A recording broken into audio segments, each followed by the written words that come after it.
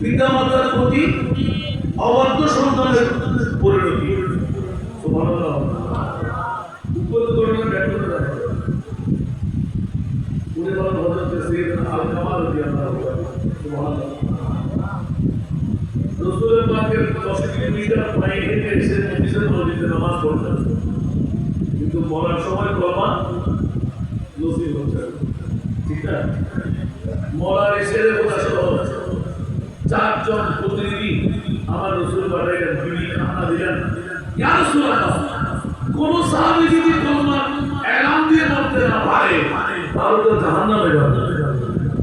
আমার স্বামী আজ নামাজ প্রতি ওয়াক্ত নামাজ 10 কিলোমিটার পায়ে হেঁটে এসে আপনার 5 ওয়াক্ত নামাজ পিঠে আদা করতেন। আমার নবী জিজ্ঞাসা করলেন, যাকাত দেয় না? নামাজ পড়ে নাই? পড়তো। মানুষের কাজ করতেন। সুবহানাল্লাহ। তুমি কোথায়? বের করা হলো একটি সামান্য দুটি সবার কাছে নামাজ পড়া নাই। নবী জিজ্ঞেস করলেন,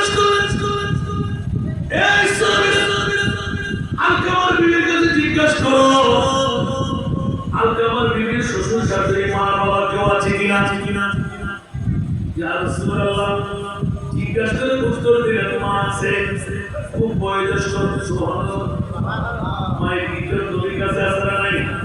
আমার নবী এলান দিলেন, আলকামার বিবিকে বলো ওই বুড়া মা যদি আমার কাছে আসতে পারে দৌড় দিয়ে যেন চলে আসে। আর যদি আসতে না পারে আমি স্বয়ং রাসূল তার কদমের কাছে যাব। আবার বলুন না সুবহানাল্লাহ। মার কাছে বর্ণনা করা হলো, সবার কাছে জানা আছে বলে আর বলছি না, একটা মাত্র দুটি বের করার জন্য। এই বুড়া মা আলকামা কেমন সব করে না মা বলে দিলাম। আমার নবীর অন্তরের খবর জানে কি জানে না? মনে হয় বুড়া মা রে, নিশ্চিত তোমার কোন মুখের মধ্যে কোনো ব্যথা আছে, বুকের মধ্যে কোনো ব্যথা আছে, বলো না।